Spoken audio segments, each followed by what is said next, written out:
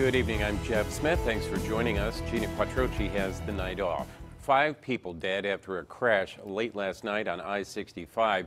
It's the second crash in that same area this week, and police say both accidents the result of speeding. News 18's Kayla Sullivan is live on I-65 with a look at what INDOT and Indiana State Police are saying about these crashes. Kayla?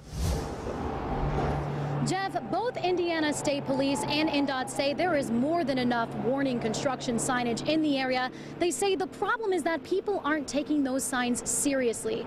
Now, I spoke with a woman who said that she was stuck in traffic for 2 hours this morning as a result of the fatal crash.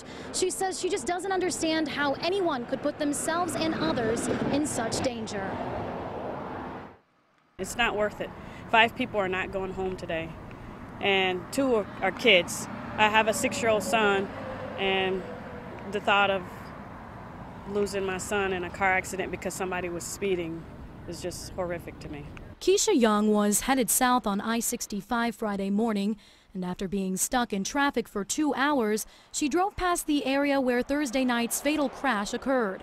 She says there's no way the driver didn't know construction was ahead. We saw orange cones. We saw, that there was construction coming up. We saw all of the warning signs to tell you to slow down. But troopers say driver Ruslan Pankiv didn't slow down. He ended up killing himself and 4 others in the process. This is the second crash in this area in less than a week. INDOT Communication Director Debbie Calder says the incidents aren't due to a lack of warning. And although INDOT says there was plenty of signage warning the driver, they are considering adding even more. Calder says it's customary for a work zone safety engineer to evaluate after a fatal crash near construction zones. He will look at it, definitely, and report back to our construction personnel and let us know if anything additional needs to happen out there. Indiana State Police work closely with INDOT, and troopers are assigned to construction areas. But in Thursday night's case, they were at the wrong place at the wrong time. Unfortunately, at that time, we had one was escorting a large equipment from the construction zone up from one location to another, and the other one was at the south end of the construction zone, so he was not able to be up there at that time. Riley says they will continue to have 2 officers monitoring the construction area.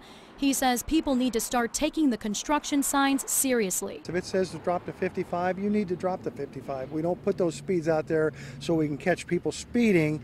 We put those speed signs out there so people will slow down. If they have to react, they got time to do it. People are hoping this incident will teach drivers a lesson.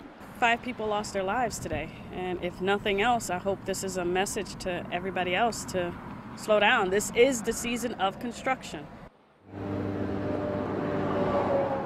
Now, Debbie Calder tells me that engineer will report back tonight to decide if more signage will be added. But in the meantime, drivers should be paying attention to signage, merging early, and making sure that they minimize distractions. Reporting live in Tippecanoe County, Kayla Sullivan, News 18. Thanks, Kayla.